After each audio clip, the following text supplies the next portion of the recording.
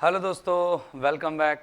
तो आज शुरू करेंगे हम हमारा क्लास नंबर 4।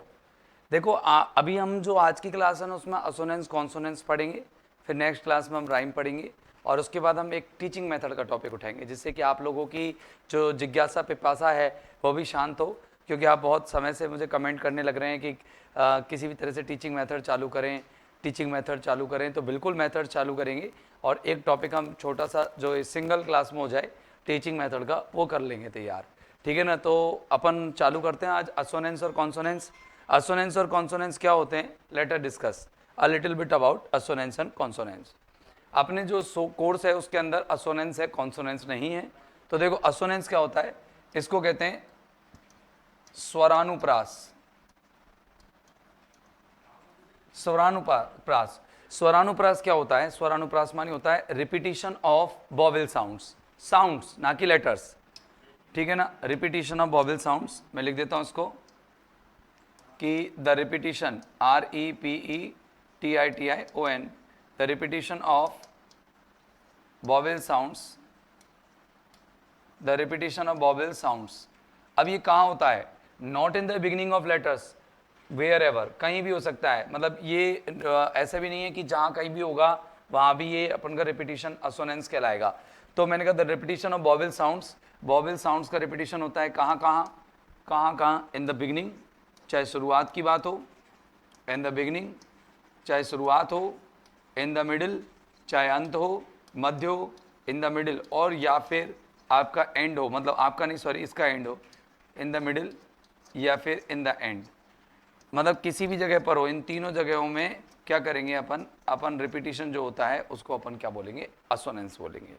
जैसे मैं एक एग्जांपल देता हूं। मैंने कहा देखो कि आप फ्ली, एक फ्ली है, पिस्सू एक होता है ना फ्ली जो खून चौसता जोंक। अब फ्लीज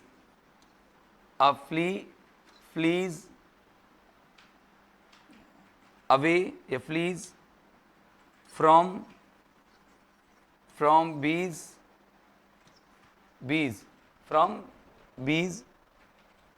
और विद ईज EASE। ये इस एग्जाम्पल को देखो, मैंने कुछ ऐसी बनाया है नॉर्मली। अगर जैसे मैंने कहा ए फ्ली है, एक पिस्सू है या एक जोक है जो भाग जाता है कहाँ से, दूर, बीज से, मधुमक्खियों से दूर, विद ईज, बहुत आसानी से। तो यहाँ पर आप देख रहे हैं फ्ली इसमें भी बड़ी, फ्ली इसमें भी बड़ी, और बी इसमें भी बड़ी, और ईज इसमें भी बड़ी। तो आप देख रहे हो यहाँ पर शुरू में आ रहा है, यहाँ पर अंत में आ रहा है, यहाँ पर भी अंत में, या यहाँ पर अंत में और यहाँ पर मिडिल में। मिडिल है ना, ये मिडिल है, ये तो मिडिल हो गया, ये मिडिल हो गया, और ये बिगिनिंग हो गई, और ये कहाँ हो गया, एंड। तो आप देख रहे हो एंड में, मिडिल में और बिगिनिंग में आपको बड़ी ई का साउंड जो है रिजेंबल या अपीयर हो रहा है। बड़ी ई को कैसे लिखते हैं, ऐसे लिखते हैं, ये बड़ी ई है तो बड़ी ई को फोनेटिक सिंबल में इस तरह से लिखते हैं, फोनेटिक सिंबल होता है ना, इसमें ऐसे लिखते हैं। तो देखो वैसे इसमें क्या भी है, अलिट्रेशन भी है, FFF आ रहा है 3 बार, तो इसमें एलिट्रेशन भी है। तो इसके अंदर असोनेंस भी है और अलिट्रेशन भी है। अलिट्रेशन मतलब होता है शुरुआत में एक लेटर, अंग्रेजी कॉन्सोनेंट लेटर हो या अंग्रेजी का कॉन्सोनेंट साउंड हो, इनका अगर रिपीटिशन होता है तो वो क्या कहलाता है, शुरुआत में वो अलिट्रेशन कहलाता है, अलिट्रेशन।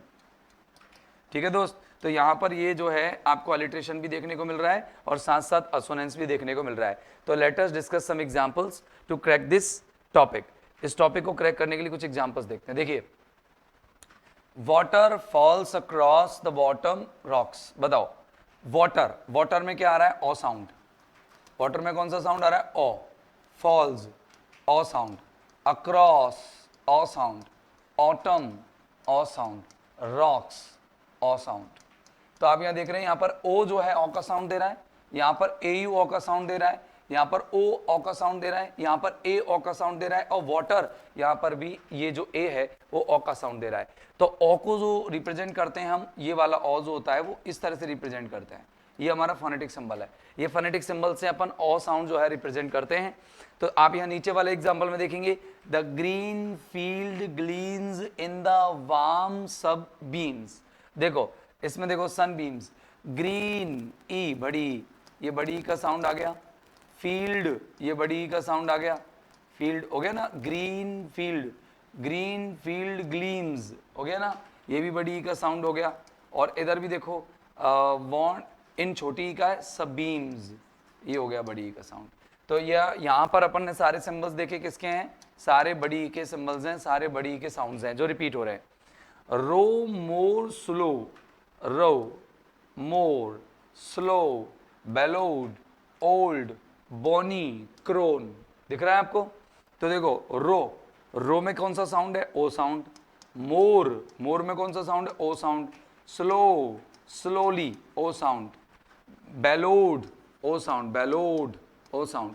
ओल्ड, ओ साउंड। ओल्ड नहीं है, ओल्ड है। बोनी, ओल्ड साउंड, ओ साउंड। और क्रोन, ओ साउंड। और ओ को रिप्रेजेंट करते हैं इस फोनेटिक सिंबल से। ये आपका ओ फोनेटिक सिंबल हो गया। फोनेटिक सिंबल के बाद dismayed, dismayed baby bell nearly all day. अब देखो डिस्मेई, डिस्मेई, ए, डिस्मेई, बेबी, बेबी, ये ए साउंड है, ये ए साउंड है। बेल्ड, ए साउंड है, ठीक है ना, बेल्ड यहाँ भी है ना। और यहाँ डेई, डेई, ए साउंड है। तो आप क्या देख रहे हो, आप देख रहे हो कि यहाँ पर ए अंग्रेजी का ए लेटर ए साउंड का रिप्रेजेंट कर रहा है। तो यहाँ आप देखेंगे कि ए साउंड का क्या है, ए साउंड का क्या है, ये रिपीटिशन हुआ है। तो जब अगर बॉवेल साउंड का रिपीटिशन हो, ये बॉवेल साउंड है, ये बॉवेल साउंड है, ये बाउल साउंड है, ये बाउल साउंड है, और अगर ये साउंड्स के रिपीटिशन होते हैं, सारे बॉवेल साउंड्स के रिपीटिशन होंगे, तो वो रिपीटिशन असोनेंस के अंतर्गत आते हैं। किसके अंतर्गत आते हैं दोस्त, असोनेंस। अब आता है कंसोनेंस। बहुत सिंपल टॉपिक्स हैं, बहुत छोटी वीडियो है, और बहुत छोटी सी वीडियो के अंदर आप सारा कॉन्सेप्ट क्लियर कर लोगे। एक बार रिवीजन टाइप का हो जाएगा आप लोगों का, और जिन्होंने लक्ष्य से पढ़ रखा है उनके एक तरह से रिवीजन हो गया, बाकी का नोट्स आप बना सकते हो। तो देखो कंसोनेंट साउंड क्या होता है, कंसोनेंट साउंड का मतलब होता है बेटा कि द रिपीटिशन ऑफ, इसको व्यंजनानुप्रास बोलेंगे, व्यंजनानुप्रास, ठीक है ना। बाकी का हिंदी आप अपने हिसाब से देख लेना। The repetition, REPETITION, the repetition of the same consonant sounds. उधर बिगिनिंग में होता था, इधर क्या होगा, कॉन्सोनेंट साउंड्स। अब वहाँ लेटर्स का भी होता था, यहाँ साउंड्स का होगा, कॉन्सोनेंट साउंड्स। कहाँ कहाँ आएंगे आप, जैसे बिगिनिंग वाला आ सकता है, तो बिगिनिंग के साथ जरूरी नहीं है अगला भी बिगिनिंग हो, बिगिनिंग के साथ मिडिल का मैच हो सकता है, राइट। बिगिनिंग के साथ किसका मैच हो सकता है, मिडिल का। भाई बिगिनिंग में तो कोई साउंड आ रहा है, जैसे ई साउंड बिगिनिंग, वो पे साउंड बिगिनिंग में आया और वही पे साउंड मिडिल में आ गया तो भी चलेगा, ठीक है ना। मिडिल टू एंड, अगर कोई मध्य में आ रहा है और फिर एंड में आ गया तो भी चलेगा। और अपन बिगिनिंग से एंड को भी कर सकते हैं, बिगिनिंग से एंड को भी कर सकते हैं। कुल मिलाकर के साउंड कैसे भी रिपीट हो सकता है, ठीक है ना।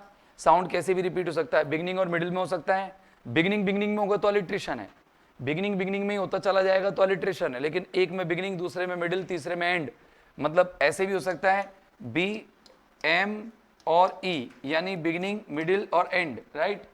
ऐसे भी हो सकता है मिडिल, बिगिनिंग और एंड, राइट। और ऐसे भी हो सकता है कि मिडिल, एंड और बिगिनिंग, ये भी हो सकता है, ठीक है ना। या फिर ऐसे भी हो सकता है कि कोई एंड में आ रहा है, फिर मिडिल में, फिर बिगिनिंग में। कुल मिलाकर के रिपीटिशन कैसे भी आ सकता है, यहां पर ऐसे फिक्स नहीं है कि बिगिनिंग में आए। बिगिनिंग में आ गया तब तो वो क्या हो गया, अलिट्रेशन हो गया दोस्त, क्या हो गया, अलिट्रेशन हो गया। Got it. अब देखो इस एग्जांपल में देखिए, द लॉक स्टक क्विकली, ठीक है ना। द लॉक स्टक क्विकली, देख रहे होंगे लॉक का साउंड कहाँ आ रहा है, एंड में आ रहा है। स्टक का साउंड कहाँ आ रहा है, एंड में। क्विक क्या आ रहा है, का साउंड, ये भी स्टार्टिंग में, और फिर क्विकली फिर बीच में। तो देखो starting, beach, okay, starting, middle, and, and. तो एंड स्टार्टिंग मिडिल, तो ये क्या है, ये भी आपका कॉन्सोनेंस है। सो मार्क, ये भी क्या आ गया। फिर कार्ड, ये क्या आ गया। लॉक स्मिथ, ये भी क्या आ गया, का।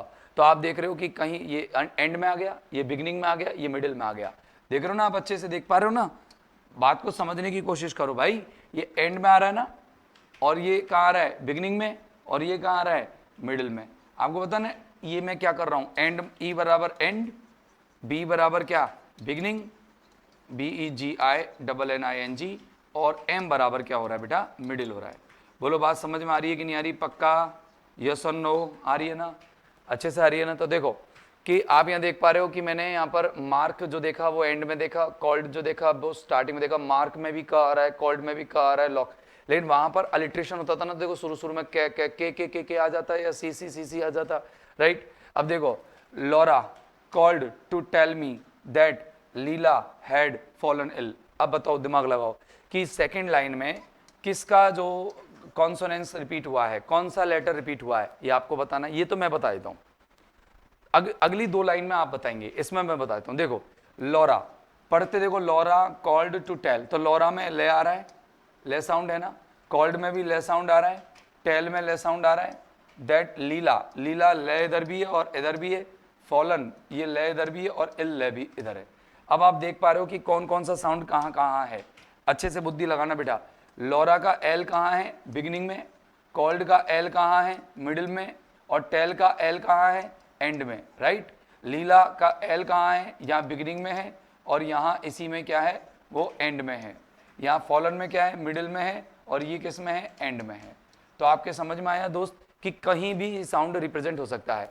अगला देखो ready growled Rory's older brother from the river raft.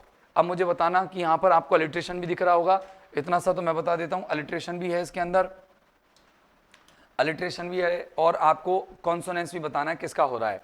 तो आपको यानी लाइन नंबर 3 आप जब भी मेरे को आंसर दोगे तो ऐसे लिखोगे लाइन नंबर 3 में ये लेटर जो है वो आपका कॉन्सोनेंस है, राइट। आप कहेंगे लाइन 3 बराबर कौन सा लेटर, आर, जैसे मैं इसमें बोल दूं या पी या क्यू जो भी है। जैसे मैं इसमें बोलूं कि लाइन नंबर 1 में कौन था, ये क साउंड था या सी के था या के था या सी था, ऐसे मैंने टाइप कर दिया। इसमें क्या बोला अपन ने, सेकेंड लाइन में क्या है एल था, और इस लाइन में क्या है ऐसे इसमें बताना है Fred wandered by the road wound to a jagged end. अब आप मुझे बताएंगे कि इसमें कितने कितने लेटर्स हैं जिनका रिपीटिशन हो रहा है, कॉन्सोनेंस साउंड हो रहा है।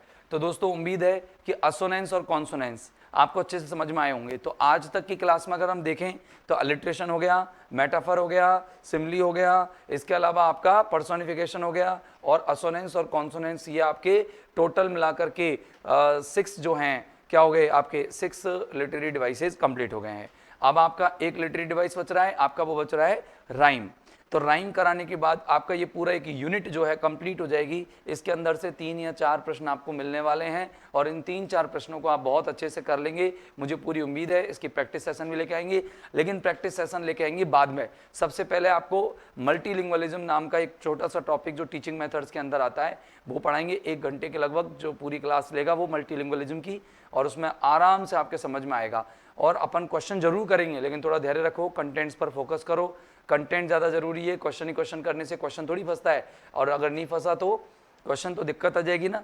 इसीलिए आप लोगों को कंटेंट्स भी पढ़ना जरूरी है, क्योंकि हम पैटर्न क्वेश्चन बनाते हैं किस पर आधारित, प्रीवियस ईयर क्वेश्चन पर आधारित, और अगर उनमें से नहीं फंसता है तो आप लोगों की उम्मीदें निराधार ना हो जाए। इसीलिए दोस्तों उम्मीद है, आपसे निवेदन है, आपसे विनती है कि आप केवल केवल केवल कंटेंट्स पे ध्यान दें फिलहाल, क्योंकि आपके पास इतना टाइम है कि आप कंटेंट्स आराम से तैयार कर सकते हैं। और अंग्रेजी कोई बहुत बड़ा सिलेबस नहीं है लैंग्वेज 2 का, और सभी से उम्मीद है कि आप लैंग्वेज 2 भी लेंगे। अगर आपको इस वीडियो की पीपीटी चाहिए तो आप नीचे लिंक में दिए गए टेलीग्राम चैनल पर क्लिक करके और वहां से आप पीपीटी कर सकते हैं, उसे ज्वाइन जरूर कीजिएगा। और दोस्तों इस वीडियो को अगर पसंद आती है तो लाइक करो और अपने दोस्तों में शेयर करो। Thank you very much, bye bye.